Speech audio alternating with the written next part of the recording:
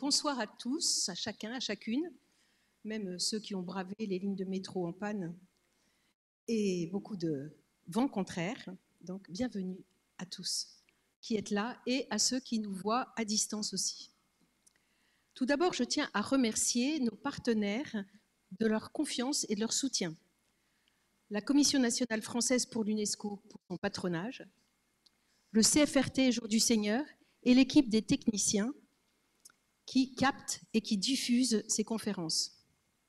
La communauté éducative des centres Madeleine d'Andelou et les facultés Loyola qui ont accueilli les 2 premières tables rondes. Et aujourd'hui, les apprentis d'Auteuil qui nous reçoivent. Ces 3 lieux ont été choisis comme tiers-lieux emblématiques de l'éducation sous des formes très diverses.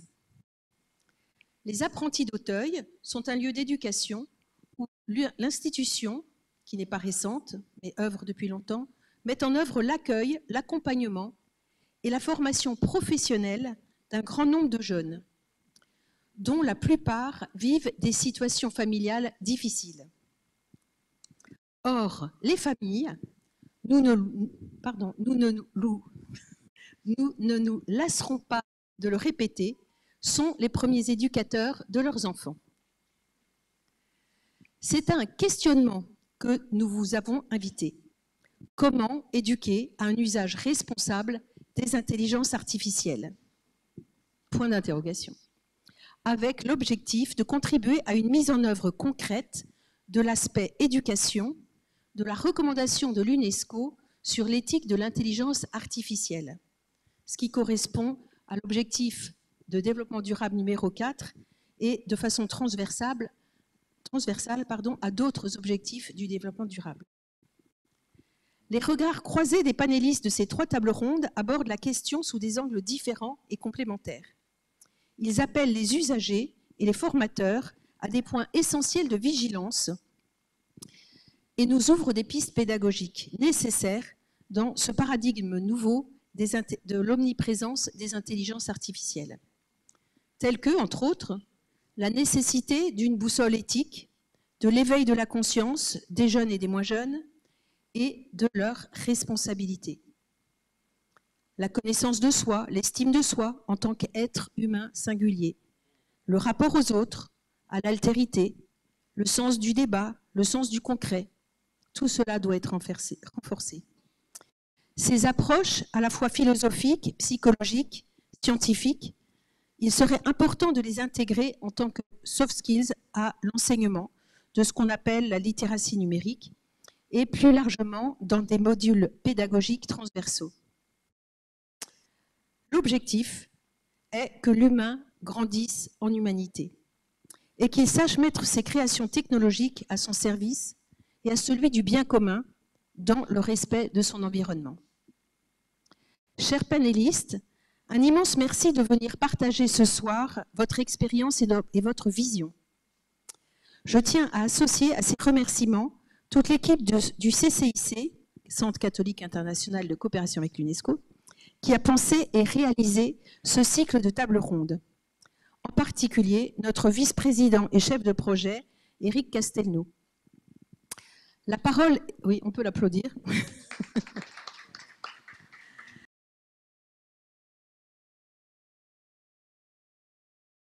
La parole est à vous, chers orateurs, et à notre modérateur, Marc Deluzet, délégué général du CCIC.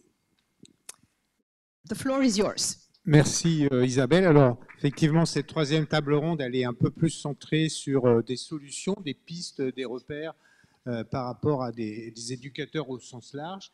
Et puis, donc, vous avez la présentation complète des orateurs. Je les présenterai au fur et à mesure. Je vais d'abord passer la parole à Christophe Salomon, qui est physicien, membre de l'Académie des sciences et qui travaille dans un laboratoire de physique quantique. Alors, la physique quantique, c'est là où il y a le principe d'incertitude, c'est-à-dire que les électrons, on ne sait pas exactement précisément où ils sont. Et donc, ça a des analogies avec l'intelligence artificielle, puisqu'on est sur de la probabilité, on n'est pas sur des choses exactes comme dans les sciences dures, on va dire les sciences classiques de la physique de Newton. Alors Christophe, je vous laisse la parole. Oui, merci Marc. Voilà, donc je vais vous donner soit un peu le point de vue du physicien, et puis je serai ravi de répondre aux questions et aux points qui seront soulevés avec mes collègues qui sont ici. Alors, je voudrais juste commencer par une remarque un peu personnelle.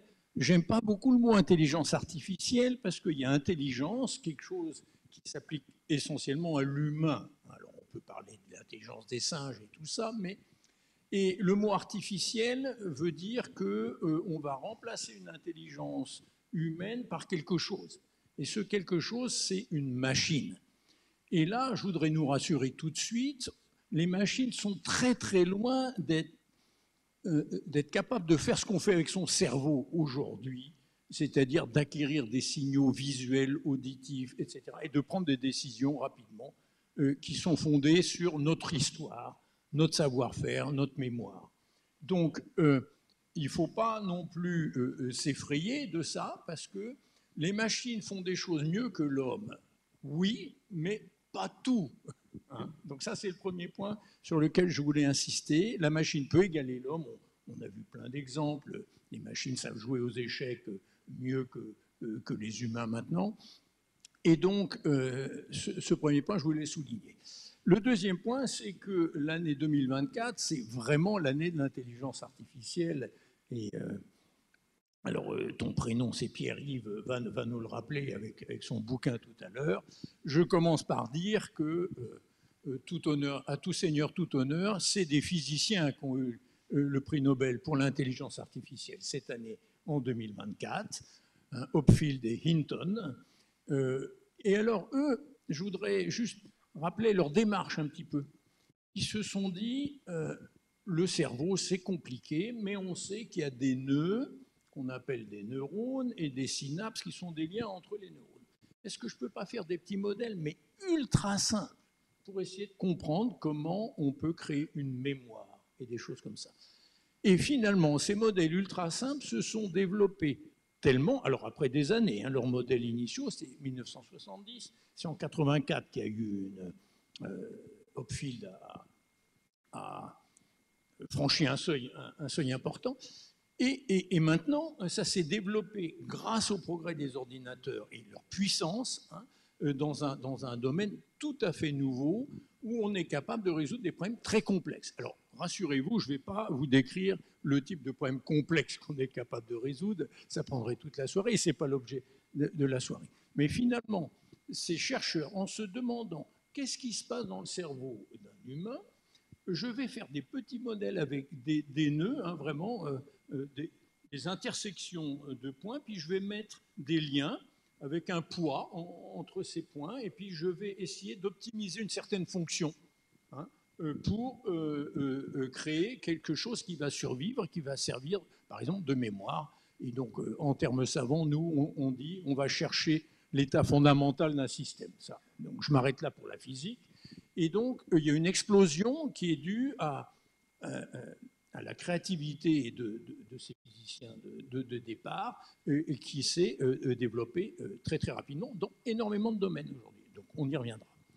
Donc le deuxième point, c'est l'exemple qui est quand même très frappant, c'est le prix Nobel de chimie de cette année 2024 également. C'est John Jumper et des collègues qui sont chez Google et qui ont utilisé l'intelligence artificielle pour déterminer la structure des protéines, hein, dans le corps humain, qui sont des molécules complexes à l'origine de la vie. Hein. Et c'est grâce aux protéines qu'il y a des réactions chimiques, et les protéines sont des chaînes d'acides aminés, il y en a une vingtaine. Eh bien, c'était une besogne terrible de déterminer la structure de ces molécules. Parce qu'il y en a beaucoup, elles sont complexes. Hein, vous voyez, des espèces de spaghettis qui sont bien organisés. Eh bien, ces gens qui travaillaient chez Google, DeepMind, eh bien, ils ont entraîné leurs modèles parce que ça, ces modèles d'IA, c'est des modèles de neurones dont j'ai parlé, des nœuds et des liaisons. Il faut les entraîner. Et on les entraîne sur des choses qu'on connaît. Et là, il y a tout un problème éthique de quelle est la base de données sur laquelle on travaille. Donc, ils ont entraîné leur modèle d'intelligence artificielle avec ces réseaux de neurones sur la centaine de milliers de structures de protéines. Et avec ça, ils ont déterminé la structure de 200 millions de protéines, hein, pratiquement toutes les protéines connues. Donc ça, c'est une avancée qui est absolument majeure.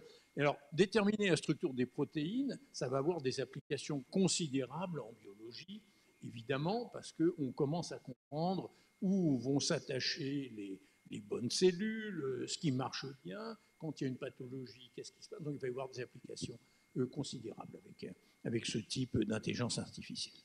Donc ça, c'est le deuxième point que je voulais mettre. Après, tu m'interromps, Marc, hein, si je suis trop long. La troisième classe d'application, c'est le langage. Hein. L'intelligence artificielle marche très très bien pour l'association des mots. Hein. Le langage, alors, on dit le langage et alors, mais le langage, c'est aussi la traduction. Maintenant, j'utilise des traducteurs automatiques pour écrire de mon français qui n'est pas toujours très bon en anglais, et puis on fait des va-et-vient, et ça fait des lettres en anglais magnifiques, des lettres de recommandation pour les collègues, à toute vitesse. Hein. Donc là, c'est un gain de temps. Il faut relire parce que c'est soi-même c'est nous qui signons. Hein. Donc on a une responsabilité, il ne faut pas écrire de bêtises. Hein. Donc ça sur le langage et les images. Le troisième point, c'est ça apporte une vitesse à partir d'images entraînées à nouveau. On peut générer l'analyse d'images, mais avec toutes sortes d'applications, des bonnes et des moins bonnes, bien sûr. Hein. Ça, on va discuter ça tout à l'heure.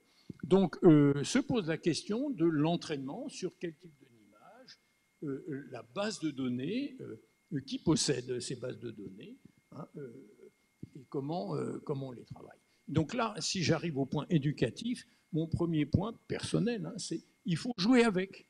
Hein, n'hésitez pas à jouer avec ChatGPT, hein, il suffit de cliquer dessus, il y a une version gratuite, et vous posez des questions toutes bêtes. Et là, vous allez voir assez vite 2 ou 3 choses, ça va vous aider à faire des choses, des textes, les mettre propres, vous donner quelques idées, et puis ça va vous dire des conneries aussi.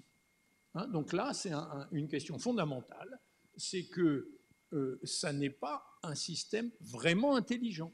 C'est-à-dire que ça n'est pas un système, par exemple, comme les recherches dans les bases de données Google, où il y a des traces jusqu'à des articles ou des choses scientifiquement prouvées. Ça associe des mots, et parfois, si ça associe des bons mots et des mauvais mots, ça donne que 1 égale 0, ou ça donne des choses qui sont totalement fausses. Et donc, on ne sait pas pourquoi.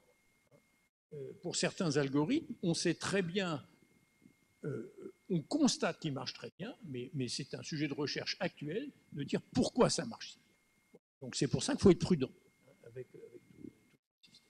Voilà, donc je ne sais pas si Voilà, et donc, en termes de conseils éducatifs, c'est à la fois jouer avec, mais et gardez puis votre sens critique. Voilà. Gardez votre sens critique et posez-vous la question, est-ce que ce qui est écrit là ou la réponse que vous me donnez a un sens ou pas? Et pour ça, évidemment, les parents, l'environnement, ça va dépendre de l'âge à partir duquel on joue avec ces outils-là. Il ne faut pas avoir de peur démesurée.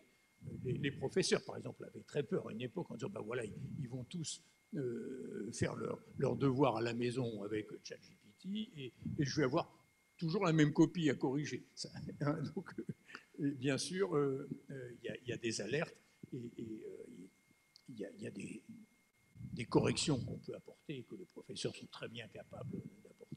Mais jouer avec et se rendre compte par soi-même, avec sa conscience, avec ses valeurs. Voilà. Et donc, ce qui est important, c'est de permettre à des jeunes, et des moins jeunes d'ailleurs, d'avoir du recul, du sens critique, et puis les ordres de grandeur. Hein. Quand on est un bon scientifique ou un bon économiste, on sait à peu près quelques ordres de grandeur. Et bien là, il faut arriver à savoir un petit peu comment ça fonctionne, et puis avoir des points de repère pour pouvoir être critique sur ce que la machine sort, finalement. Alors tu oui. parles d'ordre de grandeur, mais... non, quand on est scientifique, par exemple. Oui, mais la machine ne fait pas des calculs pour toi, hein, à ce stade. Elle peut... il y a des mathématiciens, on a eu à l'Académie une très belle conférence d'un mathématicien qui a posé la question, est-ce que la machine peut inventer une nouvelle théorie ou résoudre des théorèmes de maths? Eh bien, sa réponse était non, mais. Parce que lui a utilisé la machine pour qu'elle lui pose des questions. Alors, au début, la machine lui a dit 1 égale 0. Et donc, elle a dit, bon, ça ne va pas bien loin. Et après, donc c'était des théorèmes sur les nombres, etc., un peu compliqués. Après, il a dit, mais si je me place dans un cadre général, pas le cadre des entiers, mais le cadre des réels ou je ne sais quoi.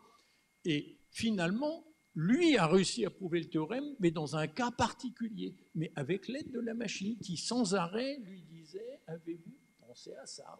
Donc, quand on pose les bonnes questions, on peut soi-même résoudre les théorèmes. Mais je ne connais pas d'exemple. Corrigez-moi si vous avez des... les machines sont très utiles. Elles peuvent prouver des théorèmes qu'on a inventés, des conjectures, en disant bah, ça marche pour les entiers jusqu'à 1 million, 1 milliard ou 100 milliards. Ça, oui, ça se fait. Hein, mais ce n'est pas du tout le problème pour ce soir. Non, mais ce que je voulais dire, c'est quand on fait de l'aide aux devoirs, quand on discute avec ses enfants sur des problèmes de maths, par exemple, ou des exercices qui sont faits, on sait que la réponse, elle doit être entre 3 et 4, par exemple. Si on s'éloigne trop, voilà, c'est ce que j'appelle le sens critique, l'appréhension, ou en matière historique, par exemple, on a des grandes idées sur quand même, est-ce que le Moyen-Âge, c'est avant l'Antiquité ou après? Oui, voilà, c'est ça. Voilà.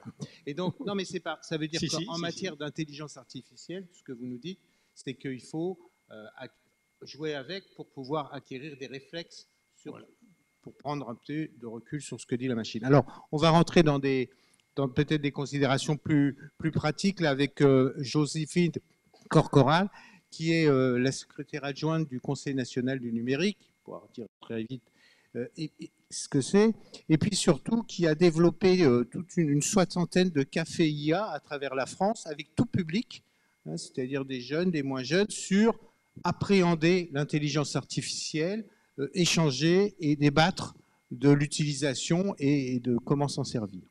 Oui, tout à fait. Merci beaucoup, Marc.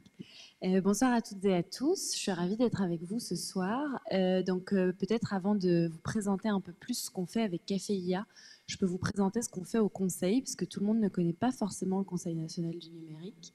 Le Conseil national du numérique, on existe depuis 2011. On est une commission consultative indépendante. Historiquement, on avait été créé pour accompagner le développement de l'écosystème entrepreneurial autour du numérique, ce qu'on appelle maintenant la French Tech.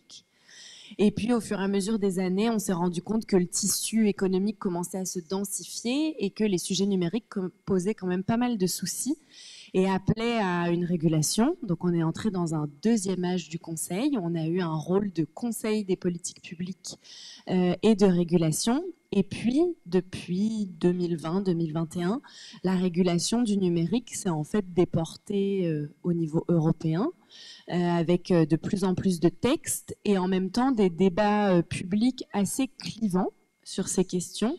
Je pense par exemple aux questionnements qui ont entouré les confinements et le passage au tout numérique. Je pense au compteur Linky, à la 5G. Et donc, on est entré dans un troisième âge du Conseil, qui était un âge plutôt d'animation du débat public et de mener une réflexion, une prise de recul sur la relation qu'on entretient avec les outils numériques pour se mettre en capacité d'en discuter plutôt que de s'opposer. Donc, on n'a ni une vision technocritique, ni une vision technobéate, disons, mais notre but, c'est de mettre tous les points de vue autour de la table pour se parler de numérique. Et donc, c'est notre mission depuis 2021. On a publié toute une série d'ouvrages qui sont disponibles librement sur notre site internet, qui explorent différentes facettes de nos relations au numérique. Par exemple, la circulation des fausses informations en ligne, l'économie de l'attention, les interactions humain-machine au travail. J'oublie beaucoup de sujets. Systématiquement, on fait un état de l'art de la problématique et on propose des leviers pour la puissance publique et pour tous les acteurs concernés.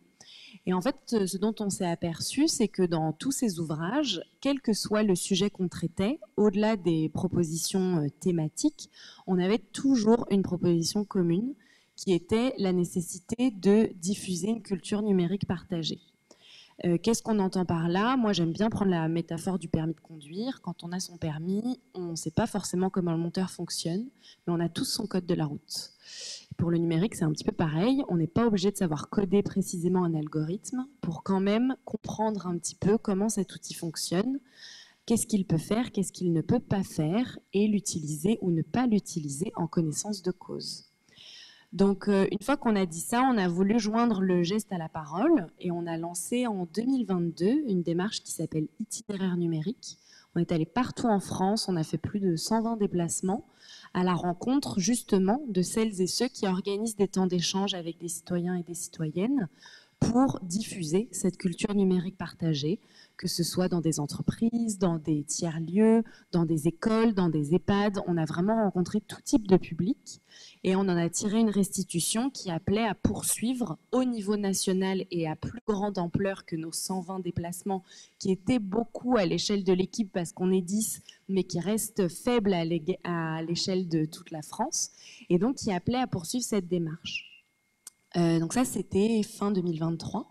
Début 2024 a été nommée la commission sur l'intelligence artificielle par la première ministre à l'époque, c'était encore Elisabeth Borne.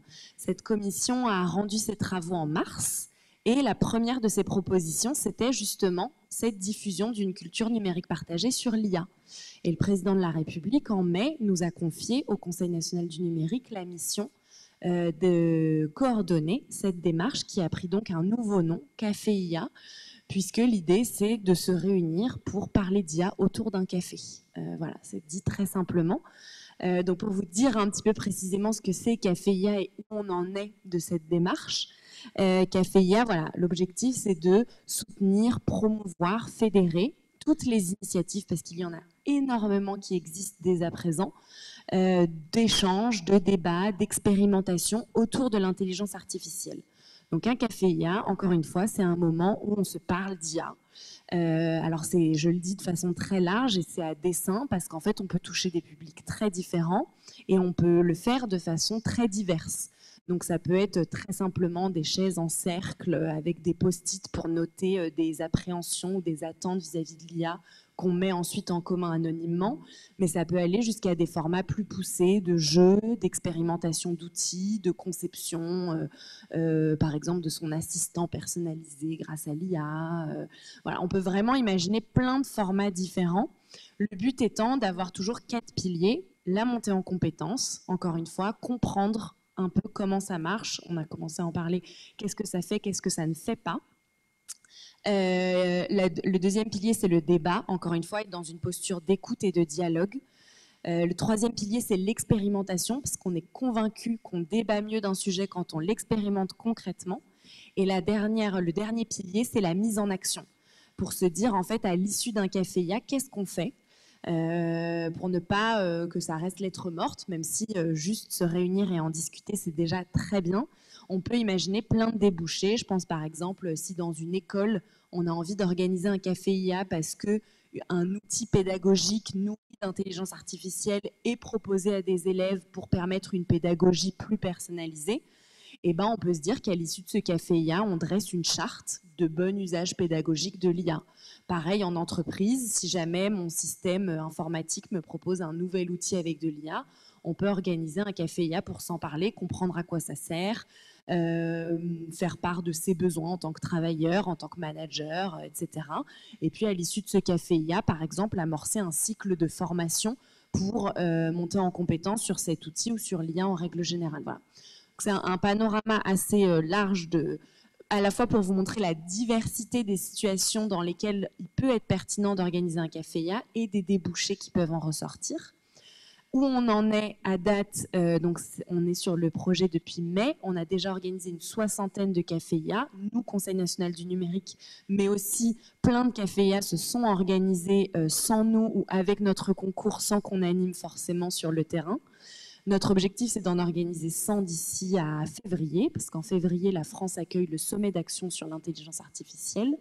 Et donc, nous, on organise en marge de ce sommet une journée citoyenne, le 7 février, où notre objectif va être de faire un premier bilan, un point d'étape, plutôt, devrais-je dire, de ces cafés IA pour faire remonter les messages qui ont été partagés sur le terrain et organiser toute une série d'ateliers pour porter justement la voix des citoyens et des citoyennes sur l'intelligence artificielle en marge de ce sommet qui réunira plutôt des dirigeants, chefs d'entreprise, etc. Donc voilà, je m'arrête là. Si vous avez envie d'en savoir plus sur ce projet, si ça vous donne envie d'organiser un café IA ou que sais-je, on a un site internet qui s'est fait peau neuve aujourd'hui, qui s'appelle caféia.org, donc c'est vraiment très simple. On a aussi une lettre d'information qui s'appelle CNUM, C accent aigu NUM, toutes les semaines qui tient informé du projet, et on a une adresse mail, bonjour@caféia.org. Et donc voilà, si vous avez des questions, des envies, voilà, on est à votre écoute. Merci beaucoup. Alors, en fait, nous, le CCIC, c'est un peu comme si on faisait notre 3e café IA ce soir. D'une certaine façon, manière, oui. au moins sur les 2 premiers. Oui, tout à fait. Voilà, oui, mais c'est après le café. Et simplement, est-ce que je peux vous demander, Joséphine, juste en 2 minutes, de dire qu'est-ce que vous tirez aujourd'hui, même si vous n'en êtes pas au 7 février, mais qu'est-ce que vous tirez comme principe, comme leçon d'expérience aujourd'hui à redire vis-à-vis de l'appropriation de l'IA dans la population par des publics très diversifiés et à la fois donc, des éducateurs dans l'enseignement, mais aussi dans les familles, etc. Très rapidement, parce qu'effectivement, ça mériterait de... J'ai peur d'oublier des choses, en fait, tant les retours ont été riches. Mais la première chose qui me frappe, c'est à quel point le sujet est quand même connu de toutes et tous, parce qu'il est omniprésent dans le débat public actuellement, et qu'il y a une très grande confusion entre IA et IA générative. Donc déjà, il y a souvent un grand enjeu à bien préciser de quoi on parle et quelles sont les problématiques en fonction des sujets qu'on aborde. Le deuxième point, c'est qu'il y a des questionnements qui sont récurrents, quels que soient les publics, quels que soient les âges, quels que soient les contextes. Il y en a 2 principaux. Le premier, c'est la peur du remplacement par la machine, notamment au travail, et la fin du travail humain. Et le deuxième, c'est l'impact environnemental de l'IA. Et ça, c'est des questions qui sont omniprésentes, quel que soit le public devant lesquels on intervient. Et je pense que c'est assez éloquent, à la fois d'un côté, d'une omniprésence d'un débat très anxiogène sur l'IA, et qui se concentre beaucoup sur l'IA générative et une projection dans le temps long de ce que pourrait un jour hypothétiquement faire la machine et nous remplacer, alors qu'à date, c'est plutôt un compagnon, comme c'était très bien dit dans l'intervention précédente. Et en même temps, cette angoisse beaucoup plus immédiate de l'impact environnemental, qui pour le coup est un sujet beaucoup moins traité, et dont les citoyens et citoyennes ont envie qu'on parle plus, et qu'on mette sur le devant de la scène, parce que les premiers chiffres qui nous parviennent, notamment sur l'IA générative, sont particulièrement préoccupants. Donc voilà un peu les retours de préoccupation sur le terrain. Merci beaucoup. Alors on reviendra sur le problème après. Non, ce que je veux dire, c'est qu'on va donner la parole. On a 2 autres intervenants, mais vous reviendrez, c'est prévu. On verra avec le dernier intervenant parce qu'il est en ligne, il nous écoute. Laurent Bibard, et on reviendra sur cette question d'anthropomorphisme qu'a abordé Christophe tout à l'heure, c'est-à-dire est-ce qu'on va être remplacé par la machine, ça on y reviendra, mais je vais d'abord donner la parole à Pierre-Yves Oudéier, qui est directeur de recherche à l'INRIA, donc l'Institut national de recherche en intelligence artificielle à Bordeaux, et puis qui est l'auteur de ce livre tout à fait intéressant, superbe, C'est pas moi, c'est l'IA, pour à la fois les jeunes ados, mais aussi leurs parents. Vous l'avez là, il peut vous le dédicacer, et c'est un excellent cadeau de Noël. On est à 3 semaines, non nous vous conseillons. Voilà, je passe la parole à Pierre, donc qui va continuer sur ce registre un petit peu. Quelles solutions aujourd'hui pour mieux s'approprier l'IA, pour devenir compétent, un peu comme le disait Christophe, jouer avec, et donc quels enseignements il en tire aussi et quels points de repère.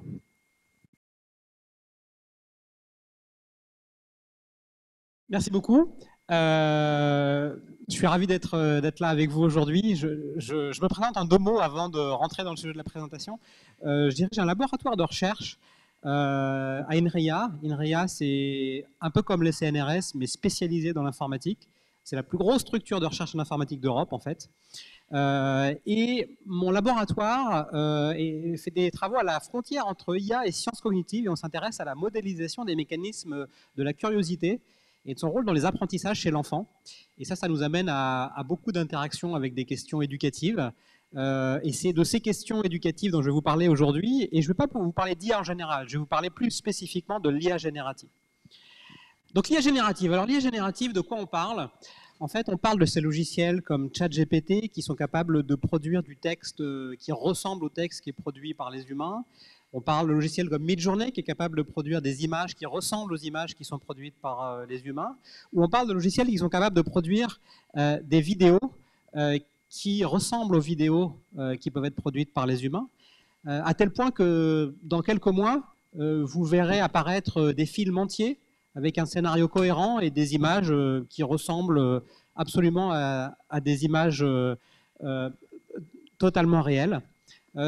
Nous vivrons dans très peu de temps dans un monde dans lequel il sera devenu techniquement absolument impossible de savoir, quand on verra une vidéo par exemple, si elle a été tournée pour de vrai ou si elle a été fabriquée par un logiciel d'intelligence artificielle. Et cette révolution, elle est extrêmement récente. Il faut se souvenir que ChatGPT est apparu il y a tout juste 2 ans. Il y a eu en 2 mois 100 millions d'utilisateurs. Aujourd'hui, il y en a plus de 180 millions et c'est beaucoup plus si on compte l'ensemble de ces logiciels. L'usage est devenu absolument massif. Alors d'abord, il y a beaucoup de modèles comme ChatGPT, par exemple sur Hugging Face, qui est un site web qui agrège plein de modèles qu'on appelle open source, c'est-à-dire on peut les télécharger et les faire tourner sur son ordinateur. Il y en a plus de 400 000 aujourd'hui.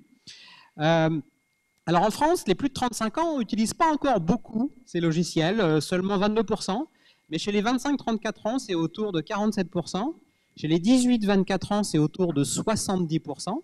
Et puis nous, on va dans les collèges et les lycées. Dans les collèges et les lycées, on s'aperçoit que chez les collégiens et les lycéens, c'est aujourd'hui bien plus de 80% qui utilisent au moins une fois de temps en temps ces outils-là. Et puis, on s'aperçoit aussi que parmi tous ces utilisateurs, il y en a 44% qui, pour plein de tâches, eh bien, reprennent les résultats sans les modifier. Ils font du copier-coller. Et chose encore plus importante par rapport à ce que je vais vous dire juste ensuite, eh bien, par exemple, quand les adolescents commencent à utiliser ChatGPT pour s'aider à faire leurs devoirs, eh bien, ils auront la forte tendance par la suite, quand ils ont n'importe quelle question sur n'importe quel sujet qui n'a pas de rapport avec l'école, leur hobby par exemple, eh bien, ils ne passent plus du tout par les moteurs de recherche, ils vont directement demander à ChatGPT. Et alors ça, c'est extrêmement important de l'avoir en tête, parce que, alors il y a plusieurs manières de voir l'IA générative. Il y en a une qui est particulièrement importante, c'est de les voir comme des technologies de transmission culturelle. Alors qu'est-ce que ça veut dire? Ce sont des logiciels qui ont été fabriqués en leur donnant des milliards de textes, des milliards d'images, des milliards de vidéos, et ils utilisent des statistiques pour repérer les régularités. Qu'est-ce que ça veut dire? Ça veut dire qu'en fait, ils vont encoder eh bien, les valeurs, les connaissances, les croyances, les mythes, les préférences, les biais qui correspondent au corpus de textes et d'images sur lesquels ils ont été entraînés. Et donc, qui vont représenter une culture ou des cultures particulières, un peu plus que d'autres cultures qui n'ont pas été représentées dans ces corpus. Et donc ça veut dire qu'en fait, ils véhiculent une manière de voir le monde, un modèle du monde.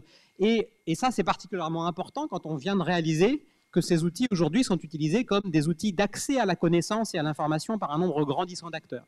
C'est aussi important de réaliser que eh bien, une grande partie du contenu d'Internet sera bientôt générée avec ces outils. Ça veut dire que même les gens qui ne voudront pas interagir avec ces outils, quand ils iront sur Internet, ils liront des textes et ils verront des images qui auront été générées par ces outils. Sur les réseaux sociaux, aujourd'hui, il y a en permanence des millions de logiciels qui simulent des personnes réelles et qui sont lancés à grande échelle par des organisations qui parfois sont petites, parfois sont grandes, pour influencer l'opinion des gens. Et aujourd'hui, ces grands modèles sont pour la plupart d'entre eux fabriqués par des entreprises et qui sont en Amérique du Nord ou en Chine et qui véhiculent donc une vision du monde qui est tout à fait particulière. On peut le voir par exemple aussi que ce sont des modèles culturels quand on regarde les biais ou les stéréotypes qu'ils reproduisent. Par exemple, si on demande à ChatGPT certaines versions, il est docteur, elle est, et on lui demande de compléter, il va dire infirmière. Alors, c'est pas très sympa, et alors on essaye de voir s'il arrive à se corriger dans l'autre sens. Elle est docteur, il est ingénieur, pas de peau. S'il voulait être infirmier, il n'a pas le droit. Si on lui demande de générer des images de personnes travaillant dans les services sociaux, bah malheureusement, on va plutôt avoir ça, ou des images de personnes productives travaillant dans des bureaux, on va plutôt avoir ça à droite. Il y a un certain nombre de personnes qui vont volontairement utiliser la capacité de générer des images fausses pour manipuler les gens, par exemple pour des arnaques commerciales, ou alors, par exemple, dans des contextes de guerre, manipuler les opinions. Ici, c'est une vidéo du président ukrainien qui, au début de la guerre, cette vidéo le faisait dire qu'il demandait à sa population de rendre les armes, par exemple. Alors, ça, tout de suite, on voit très bien qu'il y a des enjeux très grands pour la démocratie, mais à côté de ces enjeux-là, comme on vient de le voir tout à l'heure, il y a aussi des opportunités extraordinaires qui sont en train de se poser avec ces outils-là. Donc, je ne vais pas rentrer dans le détail, mais les prix Nobel de physique et de chimie qui ont été décernés à des chercheurs en intelligence artificielle, alors il y en a un d'entre eux qui est un physicien, mais les autres, c'est vraiment des chercheurs en intelligence artificielle, eh bien, montrent vraiment le rôle grandissant de ces outils qui vont littéralement complètement bouleverser la science, la manière dont on fait la science, la manière dont on apprend à faire de la science, et pas simplement chez les débutants, pas simplement chez les étudiants à l'université, mais chez les plus grands scientifiques. On parlait des mathématiques tout à l'heure, il y a de plus en plus de grands mathématiciens, des Medai Fields par exemple, qui utilisent ces outils pour les aider en équipe, comme on le disait tout à l'heure, à trouver des solutions à des problèmes extrêmement difficiles. Alors, aux côtés de ces opportunités et de ces défis, il ne faut jamais oublier effectivement que cet ensemble de technologies a une empreinte environnementale extrêmement forte. Dans le détail, elle est encore difficile à quantifier, mais on sait qu'elle est forte. Et donc, il faut toujours l'avoir en tête. Je vais avancer et maintenant revenir à une question vraiment éducative. Alors, on vient de voir, c'est en train de changer le monde, et pour cette simple raison, il est absolument important que tous les citoyens, les jeunes, et les moins jeunes soient vraiment éduqués pour comprendre ce qui est en train de se passer. Maintenant, quand on regarde plus précisément ce qui est en train de se passer à l'école, eh bien, il y a aussi une vague, une déferlante absolument gigantesque qui est en train d'arriver. Alors, d'abord, on s'aperçoit qu'il y a un certain nombre d'usages qui commencent à être massifs et qui ne sont pas extraordinairement positifs d'un point de vue pédagogique. Par exemple, beaucoup d'élèves se disent « je vais utiliser ChatGPT pour faire plus vite mes devoirs et puis en plus avoir des meilleures notes ». Alors ça, évidemment, ce n'est pas une extraordinaire idée parce qu'ils ne vont pas apprendre grand-chose et puis ça va faire perdre du temps à leurs enseignants. Il y a d'autres idées qui sont un peu meilleures. Par exemple, il y a des élèves qui ont eu la bonne idée de dire « je prends une photo de mon cours d'histoire ». Je l'envoie à ChatGPT et je lui demande de me poser des questions pour vérifier si j'ai bien compris ou si je me souviens bien de la leçon. Ça, c'est un petit peu mieux. Donc, on commence à avoir des choses moins bien et des choses mieux. D'un point de vue scientifique, ce qu'on peut dire à peu près aujourd'hui et qu'on est à peu près sûr, c'est qu'on ne comprend rien. On ne comprend rien tout simplement parce que c'est arrivé il y a tellement récemment et c'est arrivé tellement vite que, en fait, faire des expérimentations scientifiquement contrôlées, eh bien, on n'a pas encore vraiment eu le temps, mais on commence à avoir des petits indices. Par exemple, j'ai des collègues à l'université de Stanford qui ont fait une expérience assez à grande échelle où il y a un cours en ligne pour lequel ils ont donné à une partie des étudiants de tous les pays du monde qui se connectaient un accès gratuit à ChatGPT qui était paramétré d'une manière pour les aider à mieux comprendre le cours. Et puis, ils ont observé en quoi ça avait un impact sur l'engagement des élèves dans les cours et la réussite aux examens. En fait, ils ont observé des choses étonnantes. Ils ont observé que dans les pays à haut indice de développement, l'Amérique du Nord, l'Europe, eh bien, l'accès à ChatGPT avait tendance à diminuer l'engagement des élèves et leurs résultats aux examens. Mais dans les pays à bas indice de développement humain, par exemple le Pakistan, le Soudan, eh bien, les élèves qui avaient eu accès à ces outils-là avaient un engagement et des résultats bien meilleurs. Alors, on ne comprend pas encore totalement pourquoi, mais on voit tout de suite qu'en fait, il peut y avoir des opportunités d'éducation extraordinaires pour tout un tas de pays qui n'ont pas un système éducatif aussi développé que le nôtre. Maintenant, faisons un petit zoom sur ce qui se passe dans les classes aujourd'hui en France.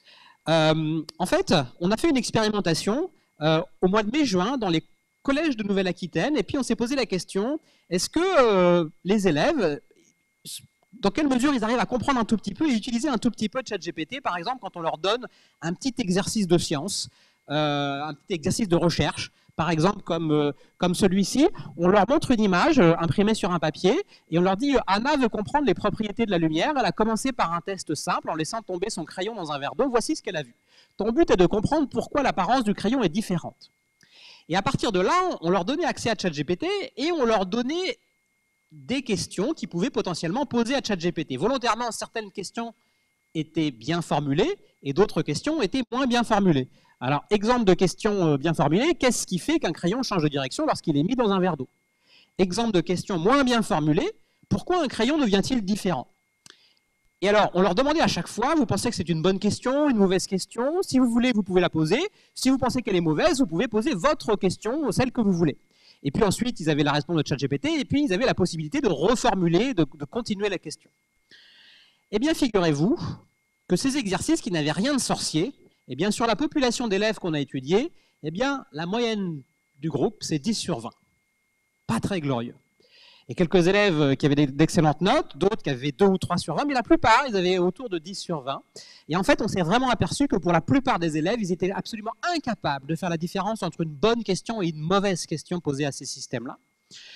Et puis par ailleurs, la plupart d'entre eux, quand ils obtenaient une réponse qui n'était pas adaptée, eh bien, n'avaient absolument pas le réflexe de reformuler leur question et de creuser. Ils prenaient la réponse telle qu'elle, argent comptant, pof, je donne ça comme réponse. Alors on s'est aperçu que quand on regarde un petit peu plus finement, ce n'est pas tous les élèves. Par exemple, on a regardé le rôle de leur métacognition. Alors c'est quoi la métacognition? C'est la capacité à savoir ce qu'on sait ou ce qu'on ne sait pas, comprendre ce qu'on comprend ou ce qu'on ne comprend pas. Les élèves qui avaient une métacognition un petit peu plus développée que les autres s'en sortaient quand même mieux. Par contre, chez les autres, on s'est aperçu d'un truc particulièrement embêtant, c'est qu'on a aussi demandé à tous les élèves dans quelle mesure ils avaient déjà utilisé ChatGPT, est-ce qu'ils se sentaient familiers, est-ce qu'ils se sentaient comprendre l'outil. Eh bien, plus les élèves disaient qu'ils avaient déjà essayé ChatGPT et bien comprendre ce que c'était, moins bons étaient leurs résultats. Alors, qu'est-ce que ça veut dire? Ça veut dire qu'en fait, en utilisant de manière autonome et en explorant de manière autonome ces outils-là, ils se sont forgés des images mentales de plus en plus fausses qui les amenaient à de plus en plus mal utiliser ces outils-là. Donc ça nous amène à 2 défis éducatifs extrêmement importants. Le premier, ça ne concerne pas que l'IA, c'est extrêmement important à l'école de former et d'entraîner la métacognition. Il y a tout un tas d'initiatives qui sont en cours pour aller dans cette direction-là. Et la deuxième chose, c'est extrêmement important d'accompagner l'éducation à l'IA pour que les enfants se construisent, par exemple, les bonnes métaphores. Alors, je vais passer, là, j'avais quelque chose à dire sur l'entraînement de la métacognition, mais je conclus. Pour l'éducation à l'IA générative, en fait, on commence à développer des outils. Donc, par exemple, avec mon équipe, on a développé une série de vidéos extrêmement courtes, qui s'appelle ChatGPT expliqué en 5 minutes, qui s'adresse aux adolescents, aux enseignants, aux parents, à tout le monde, et qui va parler des mécanismes, des applications, des défis, des opportunités, des enjeux sociétaux de l'IA générative. Cette série de vidéos, on l'a volontairement partagée selon une licence Creative Commons, qui permet à tout le monde de les réutiliser comme ils veulent sans nous demander l'autorisation pour des usages gratuits, commerciaux, tout ce qui est possible. Et donc, par exemple, cette série de vidéos, elle est aujourd'hui intégrée dans des formations qui sont en cours de développement, par exemple à la DINUM, qui est un organisme interministériel pour gérer les questions de numérique et qui est en train de fabriquer une formation pour l'ensemble des fonctionnaires en France, ou par exemple, j'ai appris aujourd'hui qu'elles étaient utilisées par l'Académie du numérique à l'intérieur du ministère des Armées. Et enfin, un autre exemple, c'est ce dont on parlait tout à l'heure, c'est ce livre qu'avec Didier Roy et Clémentine Latron, nous avons écrit et qui s'adresse dans sa forme aux adolescents, mais sur le fond, en fait, il est fait pour que tout le monde puisse y découvrir un certain nombre de clés pour comprendre ce monde, les enseignants, les parents, les grands-parents, tout le monde. Merci. Merci Pierre-Yves. Donc il a expliqué, si vous avez bien suivi son exposé, il a expliqué pourquoi il faut acheter le livre qu'il a écrit pour permettre à des jeunes de se former et à leurs parents également. Alors, je vais passer la parole maintenant à Laurent Bibard, donc, qui est avec nous. Je ne sais pas s'il va apparaître à l'écran. Ouais. Donc, Laurent va revenir un petit peu. Alors, il est professeur de gestion et de philosophie à l'ESSEC. Et il va revenir un peu sur la question de, justement, le lien entre est-ce que c'est une intelligence, quelle est la différence entre la machine et l'homme, est-ce que la machine va remplacer l'homme, et peut-être répondre à la question que plus que d'une prise de pouvoir des intelligences artificielles sur nous-mêmes, peut-être sommes-nous aussi marqués, comme la Boétie l'avait expliqué, par un phénomène de servitude volontaire qui fait que finalement la tyrannie, on s'y soumet aussi, et donc c'est un peu ce qu'on lui a demandé de nous dire.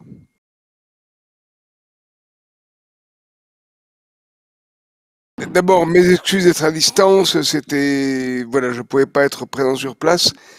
Moi, ce que j'ai entendu me laisse penser que décidément, la raison pour laquelle j'interviens, je crois me souvenir que vous l'aviez dit en préparant, l'intelligence artificielle n'est pas une question technologique. Je pense très profondément que c'est une question humaine et que nous ne posons pas les bonnes questions si nous restons, comment dire, clivés ou impressionnés par l'idée que les technologies nous fabriquent. Et nous sommes dans une situation où on ne réfléchit pas suffisamment au fait que nous sommes les auteurs des technologies, nous sommes ceux qui les entretenons, nous sommes ceux qui les utilisons et nous sommes ceux qui décidons pourquoi elles sont là. Alors, j'ai une question parce que sur la caméra, j'ai l'impression qu'il n'y a pas de connexion et je me demande ce qu'il en est. Est-ce que je peux avoir un retour? Oui, si, on vous entend, Laurent. C'est bon? Oui, Ok. il n'y a pas de problème. Alors, On vous l'image entend semble parfaitement. complètement immobilisée. Je suis désolé, je ne sais pas ce qu'il en est. Ça va? Ah, l'image est figée. Non. Mais on vous entend et on vous voit, même si l'image est figée. En tout cas, l'image, pour moi, elle est figée, effectivement. Donc, désolé. Alors, ce que je voudrais dire, dans ce que j'ai entendu, il y a beaucoup de choses extrêmement importantes dans ce qui a été dit. Le sentiment où je suis par rapport à l'IA maintenant, c'est que nous avons beaucoup cru qu'elle ferait tout pour nous, qu'elle nous remplacerait, qu'elle serait quelque chose qui nous dépasse infiniment. Et je crois que c'est fondamentalement faux. C'est-à-dire que quand nous sommes dans cette perspective, nous abdiquons notre propre humanité et que nous devons nous demander à quoi elle sert, qu'est-ce que nous voulons qu'elle fasse et pourquoi et dans quelle mesure. Et ça rejoint, je crois, des questions de fond qui ont été présentées préalablement sur l'éducation par rapport aux jeunes enfants en particulier, mais que nous aidions les générations qui viennent et nous-mêmes à nous demander, comment dire, on a des technologies, elles sont un excellent outil et elles ne sont que un outil et pas plus que ça. Et on peut croire qu'elles sont plus que ça si on se fie à la rapidité de l'information qu'elles font circuler, aux simulations qu'elles rendent possibles, ce qui a été évoqué il y a tout à l'heure, à la possibilité de nous mettre dans de l'illusion. Mais c'est nous qui les utilisons. Et du coup, la question pour les jeunes générations en particulier qui se pose et qui s'impose à mon avis, c'est comment on fait pour leur faire comprendre que il y a des technologies extrêmement efficaces et qu'elles ne sont là que pour nous. Il y a un exemple qui est évoqué dans le livre « L'intelligence artificielle n'est pas une question technologique » et que j'ai coécrit avec Nicolas Sabouret et qui dit ceci. L'histoire très simple d'un témoignage.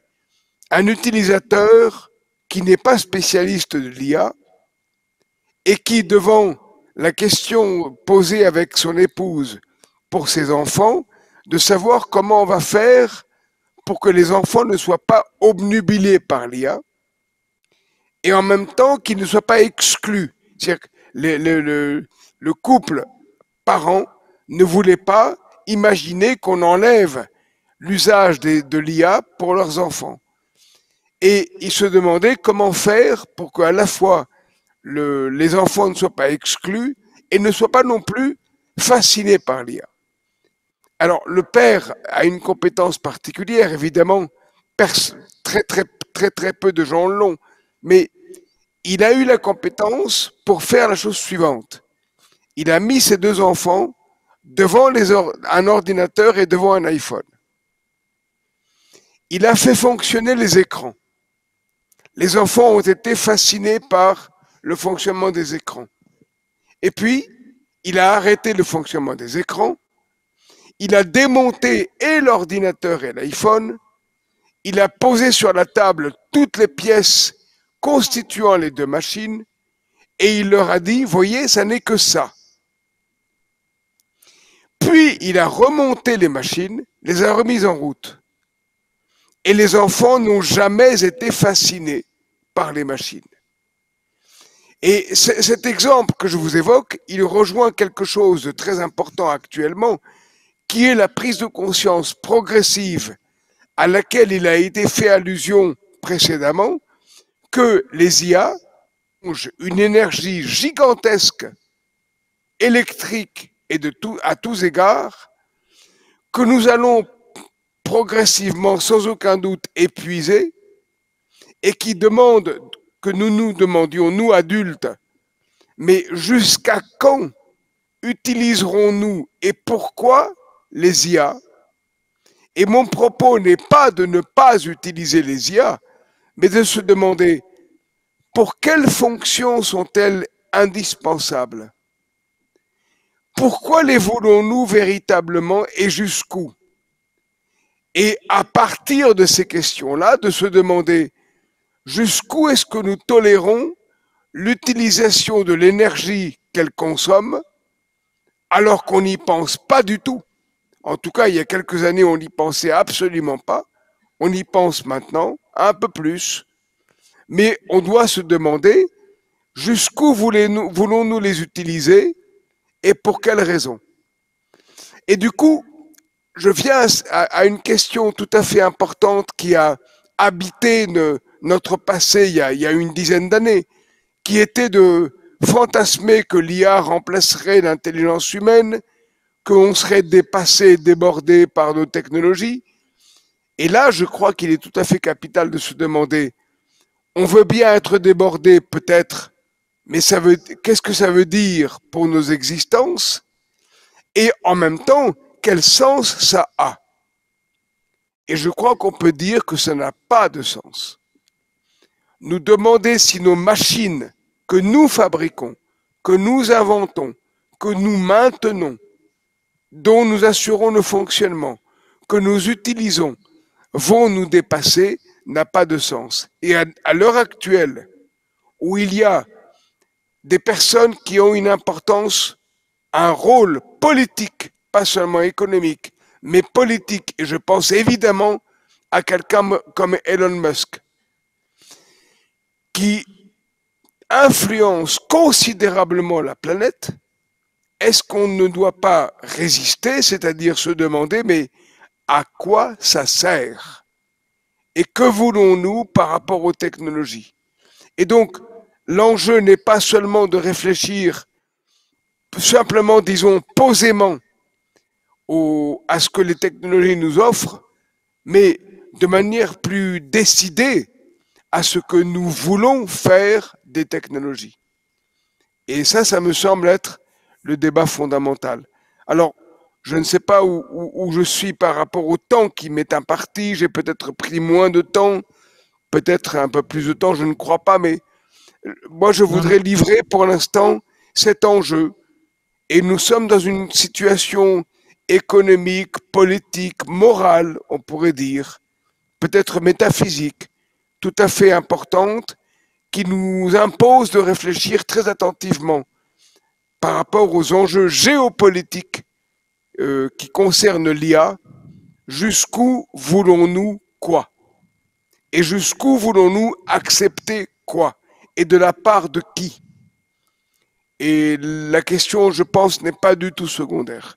Voilà, si Marc, si j'étais un petit peu rapide, mes excuses ou... Non, mais voilà.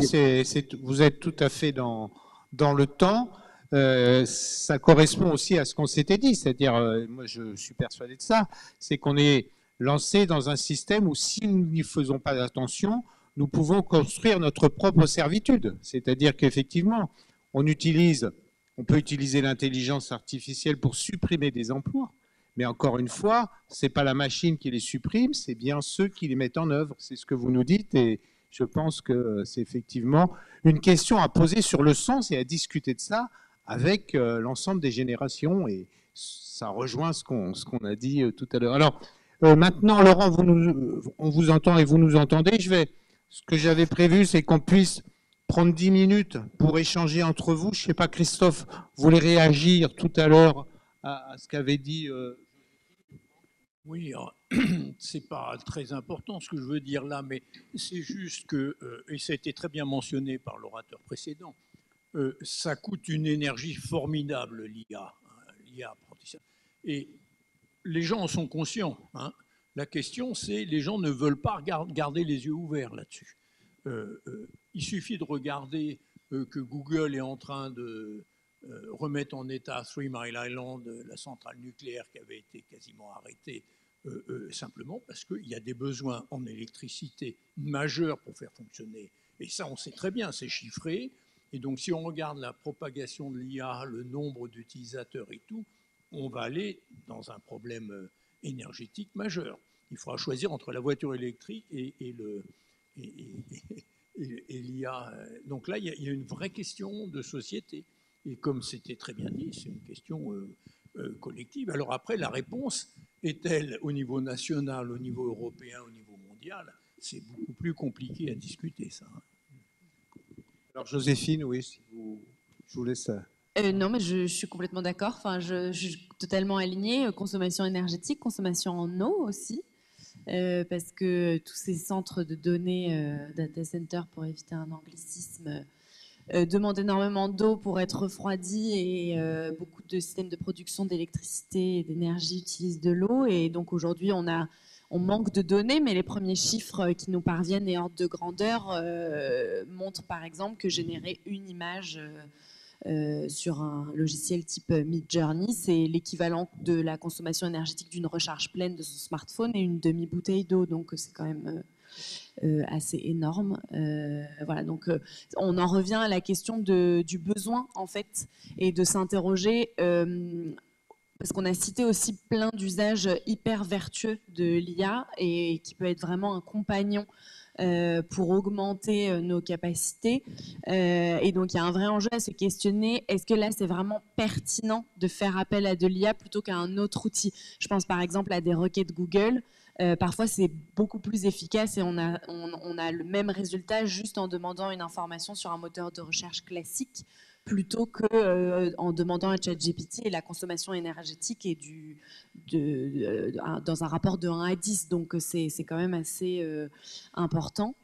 Et alors, il a disparu, mais je voulais réagir aussi à ce que je suis là. Laurent Bibard sur la vision qu'on projette de ces outils. Moi, cet après-midi, j'étais à un autre salon à la Défense Génération AI et j'animais une table ronde sur les imaginaires autour de l'IA et ça faisait beaucoup écho à ce qui était dit par Laurent Bibard parce que voilà, c'était toute la conversation qu'on avait en début d'après-midi de finalement toutes les références à la fois pop culture, disons, et dans l'écosystème tech qui est très descendant autour de l'intelligence artificielle et qui nous vend un monde d'un côté très cataclysmique, à coup de robots tueurs, robots remplaçants, etc.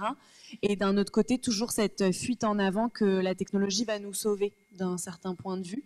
Et ce sont souvent les mêmes qui propagent ces deux narratifs et qui d'un côté vont prêcher un peu la peur et l'effroi et de l'autre côté promettent des solutions qui sont toujours plus de tech. Et donc, il y a un enjeu à sortir de ces imaginaires et à se réapproprier ces outils et à se dire, en fait, quel imaginaire on a envie pour projeter les technologies qu'on a envie d'utiliser, comment on veut les utiliser et à quelle fin. Voilà.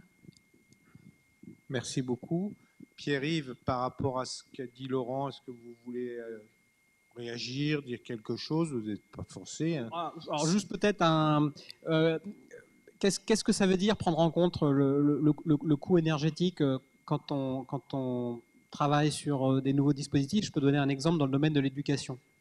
En fait, aujourd'hui, on voit tout un tas de gens ou de startups ou de grandes entreprises qui essayent de développer des tuteurs personnalisés pour des apprenants, des enfants ou des adultes d'ailleurs, et avec lesquels on dialoguerait de manière complètement naturelle et qui nous proposeraient des exercices d'apprentissage, etc. Et en fait, d'un point de vue, alors d'abord d'un point de vue pédagogique, c'est loin d'être sûr que ça soit si pertinent que ça, parce qu'en fait, la manière dont des systèmes comme ChatGPT sont entraînés, en fait, ils n'ont pas vu beaucoup de données d'interaction entre des apprenants et des enseignants. En fait, il y a très très peu de données textuelles là-dessus d'abord.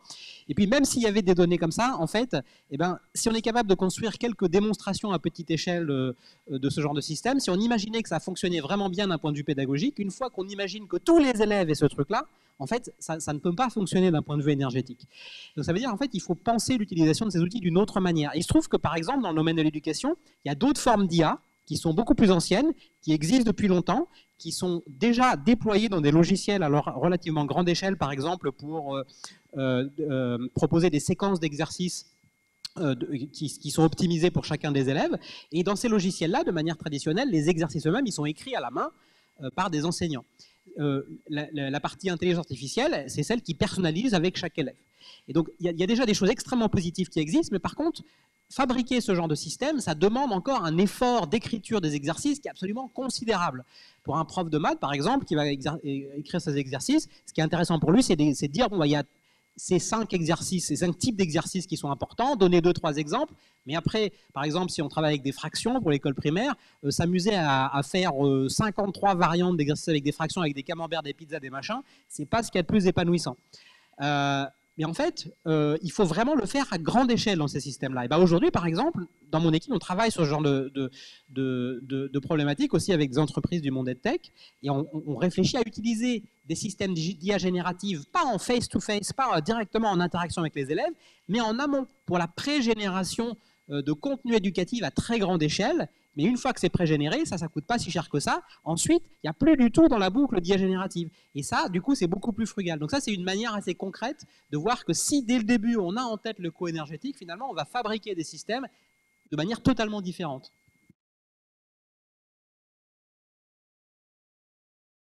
Merci beaucoup. On va donc passer la parole à la salle. Bonjour, donc j'ai une question par rapport à tous les échanges que...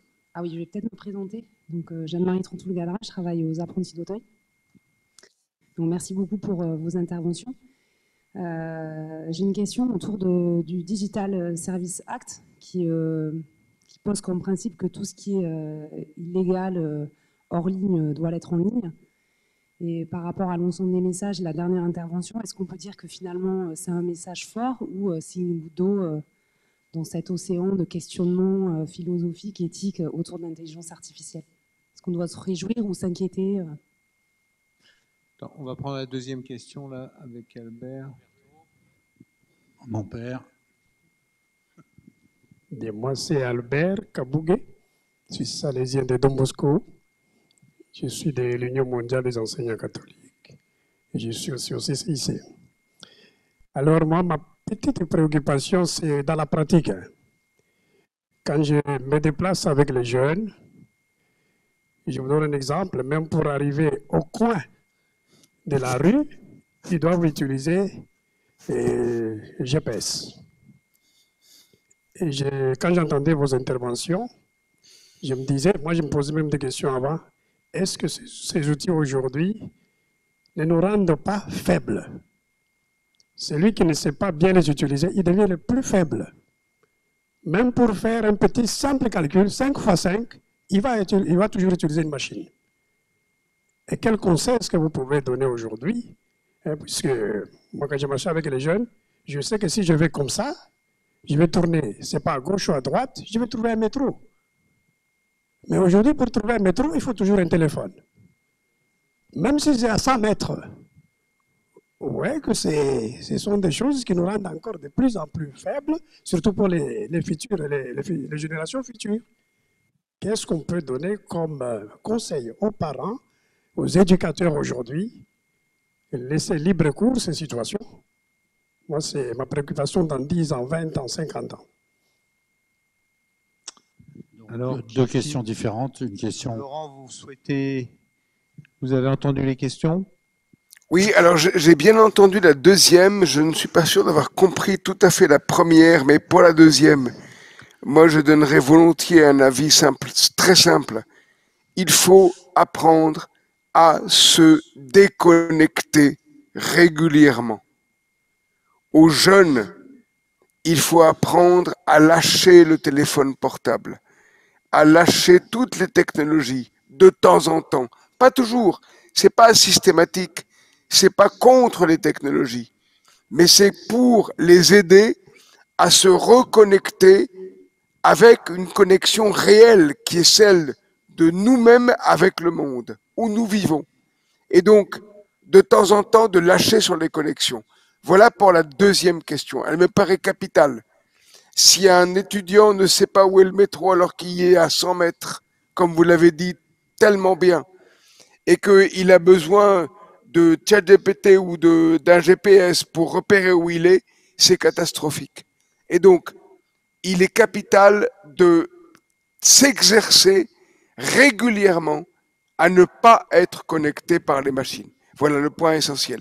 La première question, j'ai mal, pardon, j'ai pas compris. Elle était sur l'IA Sur le Act. Digital Act. Voilà, le Digital Act, je pense que... Mais Joséphine va... Laurent. Je vous redonne la parole, après Laurent, on va laisser Joséphine dire ce qu'elle en pense. Si j'ai bien compris, la question était sur le Digital Services Act, donc en bon français, le règlement sur les services numériques. Et je pense plus largement sur la réglementation européenne aujourd'hui sur l'IA. Alors, petite précision, le règlement sur les services numériques ne couvre pas l'IA. C'est un règlement qui couvre uniquement les services numériques au sens des plateformes, donc les réseaux sociaux. Voilà, c'est un de mes sujets, donc je peux en parler des heures, mais je pense que ce n'est pas le sujet de ce soir. C'est un règlement qui dispose toute une série d'obligations pour les plateformes, et notamment les plus grandes, de lutter contre ce qu'on appelle le risque systémique. Donc, par exemple, la diffusion de fausses informations en ligne, la manipulation des discours publics, ce genre de choses. Et donc, à date, les plateformes type OpenAI, en tout cas pour ce qui est de ChatGPT, ne rentrent pas dans le giron du Digital Services Act, notamment parce que leur nombre d'utilisateurs ne convient pas au seuil. Enfin bon, voilà. Donc, l'IA n'est pas peut-être encore couverte par ce texte. Par contre, on a d'autres textes au niveau européen qui viennent encadrer l'IA. C'est le règlement sur l'intelligence artificielle ou AI Act. Et c'est un règlement qu'on appelle produit, donc en fait qui vient encadrer les risques de l'intelligence artificielle sous l'angle de ses usages. Donc la Commission européenne a établi une matrice de risque avec 4 niveaux. Et en fonction du degré de risque des usages, soit c'est juste du déclaratif avec un code de bonne conduite, et ça va jusqu'à l'interdiction, par exemple la justice prédictive, donc le fait de prédire la chance qu'a une personne de commettre un crime est interdit. Et le gros du texte concerne ce qu'on appelle les risques élevés. Et donc ça va être toutes les applications type ChatGPT et autres IA génératives, où là, on va avoir des obligations très renforcées de transparence, etc. Donc, pour revenir à votre question de est-ce que c'est un coup d'épée dans l'eau, est-ce efficace, etc., moi, j'ai tendance à me dire qu'on ne peut que se réjouir d'être le premier continent européen à densifier un arsenal législatif sur nos vies en ligne et sur l'intelligence artificielle. Quant à la question de est-ce que ça va nous retarder économiquement, parce que c'est souvent ce qui va de pair avec ça, je préfère qu'on soit en retard plutôt qu'avoir des GAFAM européens et des outils toxiques. Voilà. Merci Joséphine. Alors Christophe, vous vouliez réagir? Je voudrais répondre que le GPS est formidable, absolument formidable.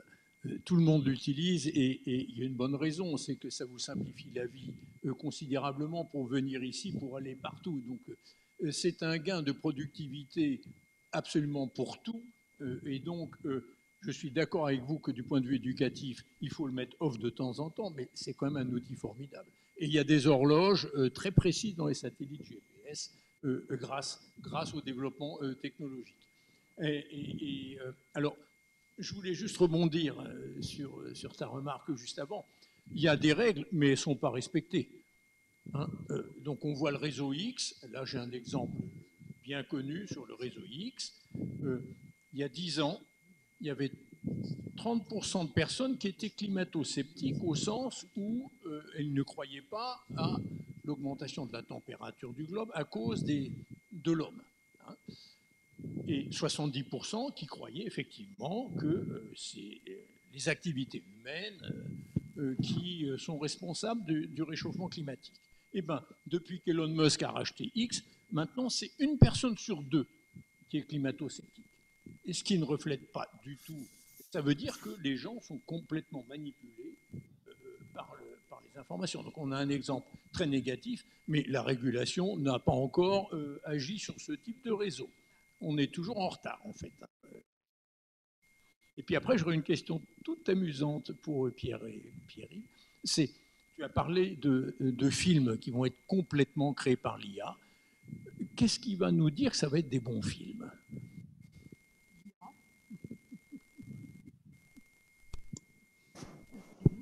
Non, juste sur ça rapidement, je pense qu'il y aura des bons films et des très mauvais films. Et par ailleurs, le fait d'être humain ne garantit pas de faire un bon film. Non, plus sérieusement, pour revenir à l'excellente question de monsieur là-bas, moi je pense que ce qui est très important, c'est de responsabiliser les apprenants de tous les âges, les enfants et les adultes, et d'éveiller leur conscience. En fait, de leur faire comprendre c'est quoi le sens de l'apprentissage. Parce qu'en fait, si par exemple ils utilisent le GPS ou ChatGPT pour faire leurs maths et pour aller plus vite, ben, c'est peut-être parce qu'ils n'ont pas compris à quoi ça servait, quel était le sens d'apprendre à faire des mathématiques, par exemple. Et par ailleurs, ce n'est pas spécialement un problème de l'IA. Hein. Aujourd'hui, il y a beaucoup de manières d'enseigner les langues, les mathématiques, les sciences, dans lesquelles on oublie d'expliquer quel est le sens de ces apprentissages et qui font que les élèves s'y intéressent pas et vont prendre le chemin le plus court possible pour arriver à la moyenne qui leur permettra d'avoir l'examen et se débarrasser de tous leurs cours juste après. Donc, à partir du moment où les enfants ont compris quel était le sens des apprentissages, et plus que le sens, quel était le plaisir même qu'ils pouvaient y trouver. Il y a du plaisir à l'apprentissage, mais ça demande une éducation de pouvoir prendre conscience de ce plaisir et ensuite s'épanouir. Et à partir du moment où les enfants ils ont compris ça, ils sauront eux-mêmes réguler leur utilisation de ces outils. Et moi, je vois régulièrement, par exemple, des étudiants qui me disent, moi, quand je reçois, par exemple, des candidatures de gens qui veulent venir travailler, faire un stage dans mon laboratoire, je leur pose systématiquement aux jeunes, alors, vous utilisez ChatGPT pour faire quoi, comment ? Régulièrement, j'en ai qui me disent, je l'utilise pour faire ça, mais pour faire ça, je ne l'utilise pas parce que c'est trop facile et j'ai envie d'apprendre. Là, je vois qu'il y a un étudiant, il a compris c'était quoi le sens de ses études. Donc, en fait, c'est sur le sens qu'il faut travailler. C'est un peu ce que nous disait Laurent, et d'ailleurs, si j'ose une comparaison, le code pénal interdit de faire du trafic de drogue, et ce n'est pas pour ça que c'est respecté. Donc la question des régulations, bien sûr, il y a nécessité d'avoir de la régulation et des lois, et puis il y a la question de la responsabilisation et de la question du sens qui est derrière. Alors il y a une question, donc François. Oui, alors une question simple. Vous allez d'ailleurs comprendre tout de suite pourquoi je vous la pose. J'ai eu 2 activités dans mon existence, une carrière familiale et une carrière associative. Et la carrière associative m'a permis de vérifier que les familles, les terrains dans lesquels nos enfants sont plantés, ont un rôle éducatif absolument impossible à remplacer. Nous sommes maintenant dans une situation où, avec l'arrivée de toute cette modernité, il faut équilibrer les tensions, parce que ça crée des tensions énormes. Savoir qu'on doit tout le temps être en train de se demander, c'est vrai, c'est pas vrai, ça m'aide pas, est-ce que ça me permet de mieux regarder autour de moi, ou est-ce que je vis dans un monde virtuel? Est-ce que je vois mon prochain le plus proche, ou est-ce que je préfère voir celui qui est sur un écran très loin? Il me gêne moins, celui-là, c'est peut-être plus simple. Enfin, il y a beaucoup de choses qui font que notre humanité risque de s'appauvrir, et le seul moyen de ne pas l'appauvrir, cette humanité, c'est de faire comprendre aux enfants dès leur plus jeune âge qui ils sont. Ils ne sont pas des produits, ce sont des humains qui ont été voulus, je ne dirais pas programmés, et je ne dirais surtout pas qu'on a fait des enfants, parce que je fais le ménage, je fais les courses, mais je ne fais pas d'enfants. J'en attends un en me disant qu'il me surprendra toujours. On vous dit, quand vous avez des enfants, vous en prenez pour 10 ans. Ce n'est pas vrai, vous en prenez au moins pour 20 ans à l'heure actuelle. Et quand vous avez la chance d'avoir des petits-enfants qui suivent assez vite, et je ne parle pas de la génération encore après, finalement, vous n'êtes jamais à la retraite. Vous n'êtes jamais à la retraite, donc vous ne vous embêtez pas, c'est déjà ça de gagner. Nous sommes ici dans l'enceinte des apprentis d'Auteuil. Les apprentis d'Auteuil ont compris une chose depuis longtemps et l'ont mise en œuvre de façon un petit peu plus récente pour moi, mais je regarde à hauteur de 40 ans, donc ça fait quand même un bail. Ils ont compris qu'ils pouvaient aider les enfants qui leur étaient confiés, qu'ils les aidaient à devenir eux-mêmes, à prendre leurs responsabilités, à se mettre au monde, mais que si les familles de ces enfants n'étaient pas partie prenante, leur tâche avait beaucoup moins de chances de réussir. Et ça, c'est, de mon point de vue, c'est une des réussites de la maison. Voilà. Merci beaucoup. Merci Françoise, c'était des remarques plus que des questions, à moins que... Bon, il y en a... Laurent, Christophe, si vous ou êtes Laurent. encore avec nous, vous voulez réagir? Ah, absolument, est-ce que vous m'entendez? Christophe, tu... Ça marche, le son? Oui. Oui. Le Vous son avez fonctionne? entendu?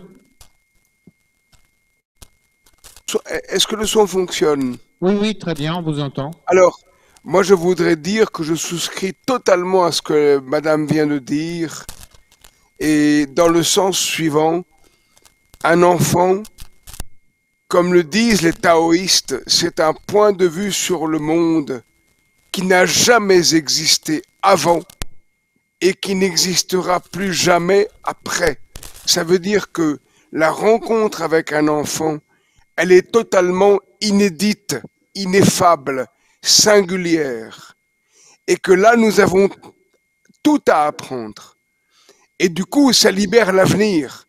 Dans un monde où nous croyons beaucoup trop souvent que les technologies épuisent le futur, parce qu'elles seraient censées tout nous donner sous la main, toutes les données justement sous la main. Ça n'est pas vrai. Notre enfance, notre humanité, elle réouvre tout. Et nous, humains, avons voulu, en quelque sorte, contrôler le monde, et ça a du sens. Qu'il y ait un minimum de contrôle sur le monde a du sens. Mais croire que il n'y a que le contrôle, ça c'est tout à fait contre-productif. Et quand on entend un propos comme celui qui vient d'être dit, qui parie tellement sur l'enfance et l'avènement des générations futures, je pense que ça a profondément du sens. Voilà ce que je trouvais utile peut-être de dire avant de conclure bientôt, comme on l'avait dit. Merci beaucoup de l'avoir rappelé, Marc. Mais voilà, je m'en tiens là pour l'instant. Merci beaucoup. Est-ce qu'il y a d'autres, Joséphine? Oui, non, je voulais juste réagir sur ce point des familles et des jeunes publics, jeunes usagers, usagères, pour rappeler que, on le sait aujourd'hui, les usages numériques sont très marqués socialement. Et la capacité qu'ont les familles à accompagner les enfants ou les jeunes publics est très marquée socialement. Alors évidemment, ça tombe un peu sous le sens, mais je trouve que c'est toujours important de le rappeler. Nous, on a parmi les membres du conseil une sociologue qui s'appelle Dominique Pasquier, qui a beaucoup travaillé sur l'Internet dans les familles modestes. C'est des constats qui se prolongent aujourd'hui avec les nouveaux outils qui se perfectionnent et avec l'intelligence artificielle générative. Voilà, la capacité qu'on a, encore une fois, à éclairer, faire se questionner, etc., demande d'avoir à la fois des compétences, mais aussi l'espace, ne serait-ce que mental, de se poser ces questions et d'être soi-même sensibilisé à ces questionnements. Et ça, c'est extrêmement marqué socialement et je pense que c'est important de le rappeler. Merci beaucoup. Christophe? Moi, je voudrais juste dire, le deuxième conseil, c'est limiter le temps d'écran pour les enfants. Il y a eu beaucoup d'études là-dessus, hein, et c'est très mauvais pour leur développement de regarder des écrans toute la journée. Hein, et ça, ça a été prouvé. Il y a une perte d'attention, il y a eu plein de choses. Il y a eu un rapport de l'Académie des sciences là-dessus l'année dernière. C'est pour ça que je me permets de le mentionner ici. Très bien, merci. Et donc, c'est très bien. On a des outils nouveaux, mais on est en train de... Si on va trop loin, hein, l'écran à faible dose, c'est très bien, c'est utile, ça aide à l'éducation, ça aide au développement, mais il faut que ça soit contrôlé, y compris par les parents. Il faut limiter le temps d'écran, sinon on perd complètement son autonomie, son pouvoir d'analyse, son pouvoir de critique, hein, et sa capacité de raisonner par soi-même. C'est ça le risque un peu. Hein. Sur le temps d'écran, effectivement, on manque encore de données, mais on a de plus en plus de données qui alertent sur les risques pour les jeunes publics, en tout cas surtout les très jeunes. Quand on passe le cap de 3 à 5 ans, le lien de causalité est beaucoup plus flou et on sait surtout que l'écran fait souvent écran à d'autres activités qui, elles, sont très bonnes pour le développement de l'enfant, le jeu notamment. Et donc, moi, j'aime bien rappeler ça parce que voilà, j'ai pas envie d'entrer dans un rapport de diabolisation de l'écran, notamment pour les parents qui sont pétris d'injonctions toute la journée sur ce qu'il faut ou ne faut pas faire avec les enfants et les écrans rajoutent une couche là-dessus. Tout dépend de ce qu'on y fait, en fait. Et il peut y avoir, et je pense que ça a été très bien dit, des usages pédagogiques hyper riches pour les enfants. Et l'enjeu, c'est de les accompagner. Et notamment, un élément très important dans le développement cérébral de l'enfant, c'est ce qu'on appelle l'attention conjointe, c'est-à-dire le fait d'être attentif à plusieurs sur un même objet, notamment entre parents et enfants. Et le jeu est un exemple fondamental d'attention conjointe. Et donc, par exemple, laisser l'enfant seul sur l'écran, évidemment, c'est délétère. Accompagner l'enfant et utiliser ensemble l'écran, là, on entre dans un processus d'attention conjointe et on peut tendre vers un usage plus positif. Passer 1 heure à regarder une vidéo YouTube, déjà de vulgarisation scientifique versus de dessin animé, c'est pas pareil. Et passer 1 heure à alimenter une page Wikipédia, c'est encore un autre usage qui n'a pas du tout le même effet. Je pense que c'est important, c'est pas qu'une question de temps, c'est une question d'usage. Et mon dernier point m'échappe, mais voilà. Merci beaucoup. Est-ce qu'il y a d'autres questions? Voilà, Eric, il y a une question. Pardon Marc, je me permets simplement de dire que je vais quitter la réunion, mais comme c'était prévu. Mais il y a une autre question, la dernière question, on apprend aussi. Hein. Merci. Oui, on a encore un petit peu de temps. Il y a des questions sur en ligne? Non. Bon, Stéphane Lafouchardière, moi je suis un ancien du CCIC, mais ancien président d'ailleurs. Et donc, moi, ma question, c'est, on a parlé d'éducation pour les jeunes enfants, mais qu'en est-il de l'éducation des générations un peu plus anciennes? Parce que quand, par exemple, je prends le métro le matin, je m'aperçois que ce ne sont que des grands enfants qui sont dans le métro, ils sont tous perdus dans leur portable et autres à faire jeux, toutes sortes de choses, donc c'est pas mieux que les petits. Et donc, est-ce qu'il y a une politique éducative pour les plus grands dans le milieu de l'entreprise, voire aussi pour les retraités? Merci. Est-ce qu'il y a d'autres questions? Oui, tout au fond.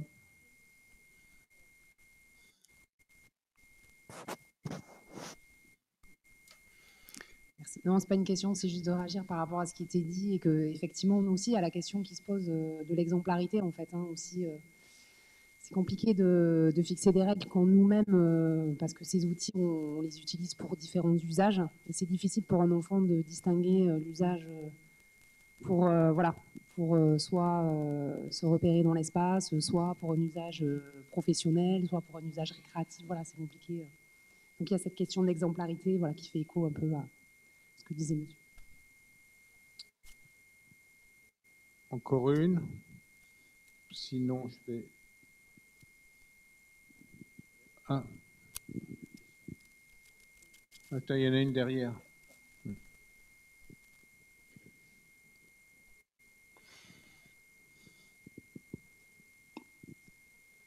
Bonsoir, Daniel Chancolonga de l'ONG Fidesco. J'entendais dans l'une des interventions, justement, il était question de défis, des différents défis concernant l'IA générative, et notamment pour la question politique aussi, des faits, des fake news, etc. Je me demandais, d'une part, où est-ce qu'on en est en Europe pour cette protection, pour essayer de veiller à ce qu'on puisse avoir une base de vérité, de clarté par rapport à tout ça, et en termes d'éducation ou de réflexion de comment prendre ce recul, qu'on soit jeune ou moins jeune. Qu'est-ce qui peut être fait pour qu'on puisse justement se dire, bah, voilà, les faits arrivent très rapidement, notre réponse doit être très rapide. Aujourd'hui, comment est-ce qu'on peut se positionner, comment est-ce qu'on peut être, nous, acteurs de tout ce mouvement-là? Merci. Merci beaucoup. Je ne sais pas qui souhaite... Oui. Ouais, rapidement, sur le premier point, merci parce que c'était le point qui m'échappait, l'usage des parents et l'exemplarité. Et juste pour l'anecdote, nous, dans Itinéraire numérique, quand on était face à des jeunes publics, on faisait toujours des questions à main levée au début. Et on leur disait qui trouve qu'ils passent trop de temps sur les écrans. Tous les jeunes levaient la main. Et après, on disait qui trouve que ses parents passent trop de temps sur les écrans et ils levaient tous la main. Et donc, voilà.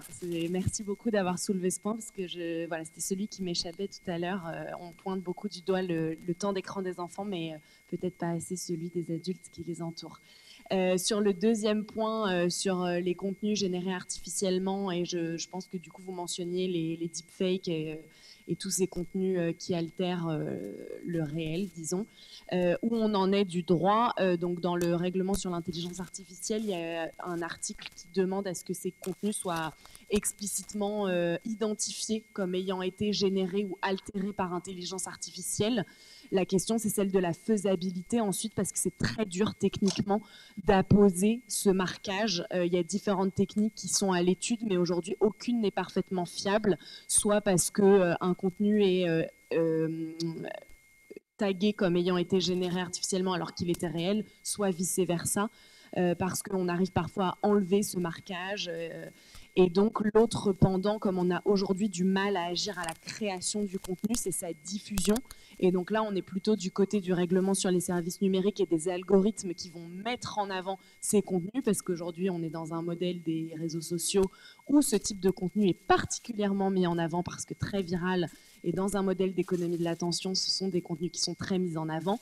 Et donc, ça fait partie du règlement sur les services numériques dans les risques systémiques que je mentionnais, d'avoir une attention particulière par rapport à ces contenus pour éviter que les contenus faux, manipulateurs, trompeurs, haineux soient particulièrement recommandés aux utilisateurs. Voilà. Pierre-Yves. Oui, et pour compléter, à côté des dimensions juridiques, effectivement, ce qui est du coup extrêmement important et urgent, c'est une éducation massive à grande échelle pour tout le monde, et en particulier pas que pour les jeunes, mais pour les parents, pour les familles, pour les grands-parents, comme pour vraiment pour tout le monde. Et en fait, l'éducation qui est la plus importante de mon point de vue, c'est pas une éducation technologique, c'est pas de comprendre les mécanismes, ce qu'il y a sous le capot, c'est véritablement une éducation aux enjeux sociétaux, aux enjeux culturels, aux enjeux démocratiques. Et en réalité, cette éducation-là, elle n'a pas besoin d'avoir des gens qui ont déjà une formation extraordinaire. On peut la faire très bien avec des élèves de 6e, en fait, en réalité, et probablement déjà à l'école primaire. Il existe des contenus. J'ai donné des exemples, il y en a tout un tas d'autres qui commencent à être utilisés. Et maintenant, c'est plutôt une étape de commencer à utiliser ces contenus pour en discuter ensemble, entre adultes, avec des enfants, entre enfants, de développer des ateliers, d'en parler pendant les cafés IA. Mais c'est dans cette direction qu'il faut aller de manière plus prioritaire. Merci. Christophe. J'ai rien à ajouter, c'est très bien. J'ai appris beaucoup de choses lors de cette table ronde. Bon, évidemment, il y a plein de points qui sont soulevés dans toutes ces questions. Le point qui m'inquiète un peu, c'est cet équilibre entre où on va mettre le curseur entre l'influence humaine et toutes les déviations qu'on constate aujourd'hui avec les fake news. J'ai donné un exemple tout à l'heure, mais et où va-t-on avec ça, avec cette désinformation? On a bien vu le résultat des élections américaines, par exemple. Hein. Donc, je ne sais pas jusqu'où la réponse du monde politique, hein, on le voit, tu l'as mentionné tout à l'heure aussi, on peut utiliser toutes ces informations pour faire des contenus faux en permanence, et les gens vont acheter les contenus faux aussi facilement que les contenus justes, parce que ça va être de plus en plus réussi, finalement. Hein. Donc il y a une part d'inquiétude quand même, là, de mon point de vue, qu'il faudrait arriver à contrôler. Mais je ne sais pas si on va y arriver. Merci Christophe. En même temps, ce qui s'est passé aux États-Unis n'est pas uniquement lié à l'IA. Il y a d'autres ressorts. Voilà. Et donc, oui, sur les... Voilà. Voilà. Depuis 10 ans maintenant, recenser tous les mensonges du futur président, et il y en a une liste absolument considérable. Mais voilà, donc Il y a d'autres ressorts. Donc merci à tous les trois, merci vraiment beaucoup. Merci à Laurent, mais je crois qu'il est parti. Et peut-être en conclusion, moi ce que je retiens, c'est que dans le travail d'éducation, je retiendrai le mot de l'accompagnement. C'est-à-dire que on a souligné un petit peu la question du sens. Hein. Donc il y a la question de l'accompagnement à l'utilisation technique, bien sûr. Et Pierre-Yves en a donné plusieurs exemples et sur la manière de poser les questions sur un certain nombre de choses. Mais il y a sans doute un accompagnement à la fois sur les impacts écologiques, sur l'utilité, ce qu'on ne peut pas faire autrement, et l'accompagnement sur la question du sens. Pourquoi on veut ça? Pourquoi on veut absolument utiliser ce type de technologie? Alors je passe la parole maintenant à Eric pour conclure et revenir sur les trois tables rondes et un petit peu ce qu'on va faire avec le travail que nous avons fait sur ces trois conférences débats. Ouais, tout d'abord, je crois qu'on peut féliciter nos intervenants de ce soir. Et puis le modérateur, hein, et le public d'être là. Voilà. Donc, ça c'est la première chose. Je rappelle, et Christophe, tu le faisais à l'ensemble tout à l'heure en disant, ouais, il faut éduquer les gens, vous l'avez tous dit.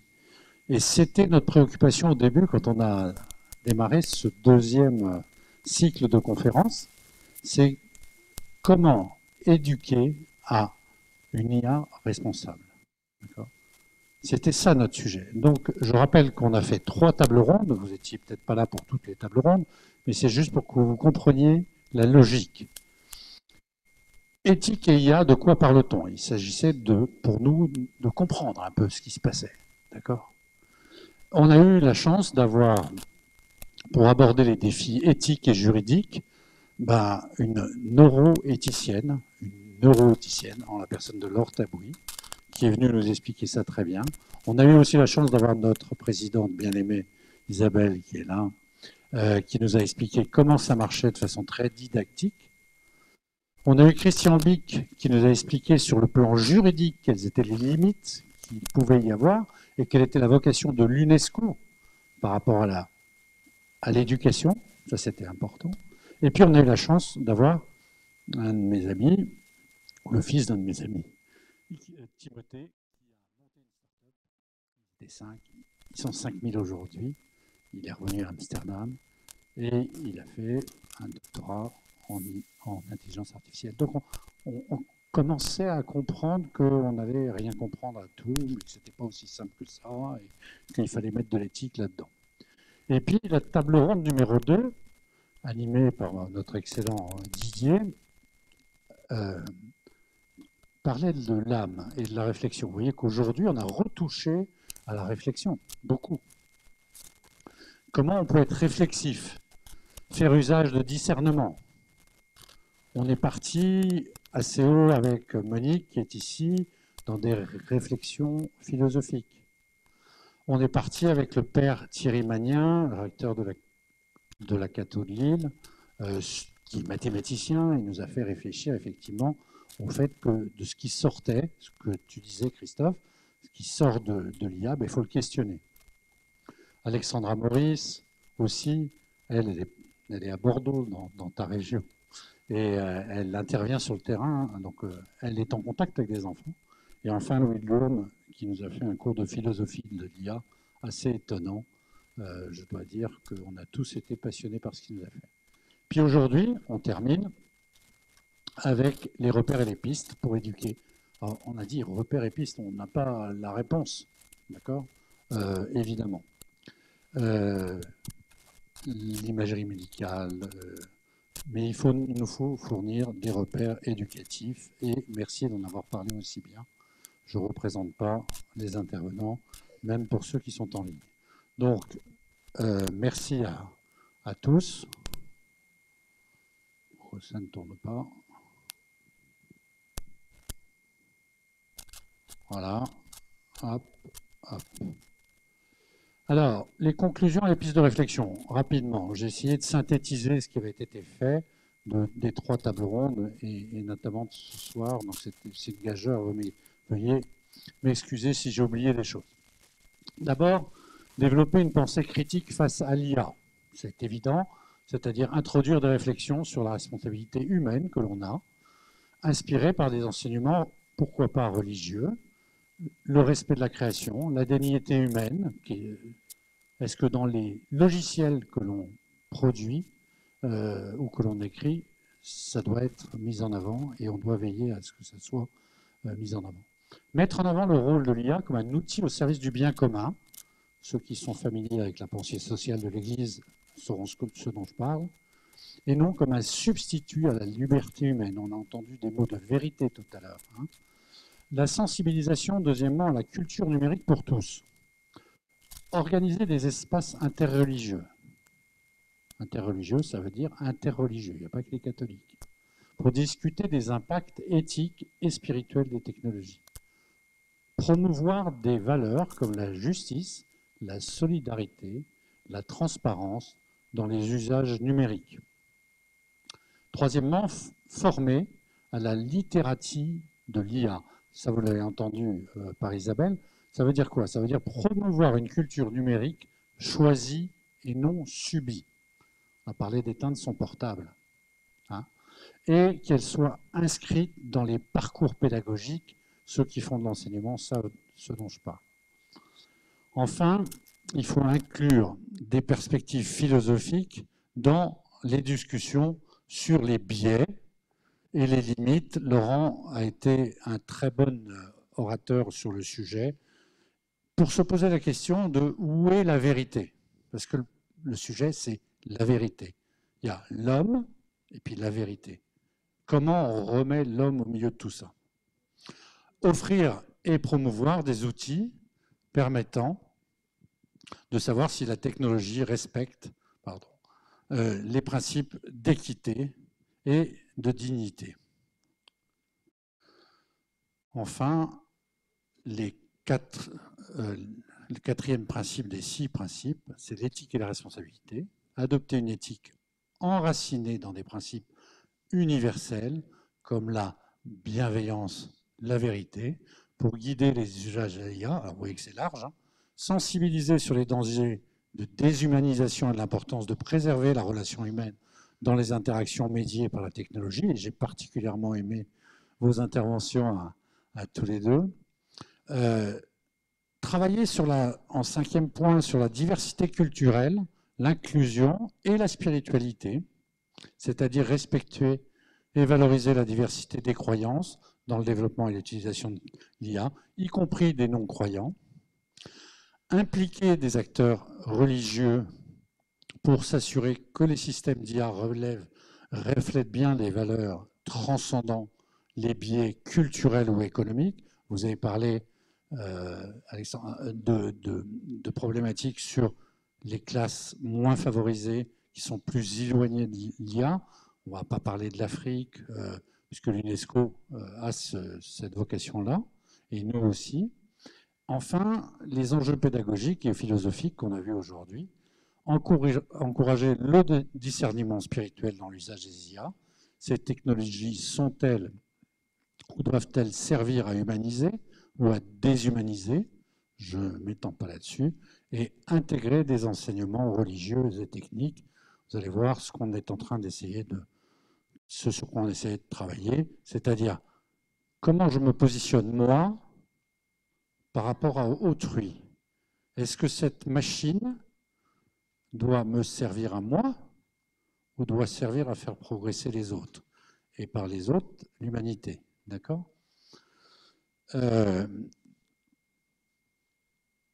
On a repris avec grand plaisir la boussole qui avait déjà servi à la première table ronde, au premier cycle de conférences, et étoffer l'esprit critique, acquérir un tout petit supplément d'âme, développer le goût de l'engagement et savoir se limiter en vue du bien commun, parce qu'on a parlé de la Terre, et notre Terre à tous, c'est une chose. Et puis, on est en train de réfléchir à mettre en place des cartes dont j'ai mis quelques exemplaires de prototypes qui ont, comme sur la fresque du climat, une face avec une question, et puis un recto et un verso avec la réponse. Donc l'IA responsable vise à créer des technos qui respectent les droits humains, sont transparents, équitables et minimisent les risques pour la société. J'ai mis 2 exemples. Qu'est-ce qu'un biais algorithmique? Donc il y aura sans doute une version senior et il y aura une version junior. Voilà, et on le mettra peut-être sur Kahoot ou sur... voilà. Les biais peuvent se glisser dans l'IA. Donc merci à tous d'être venus aujourd'hui et merci et bravo encore aux intervenants.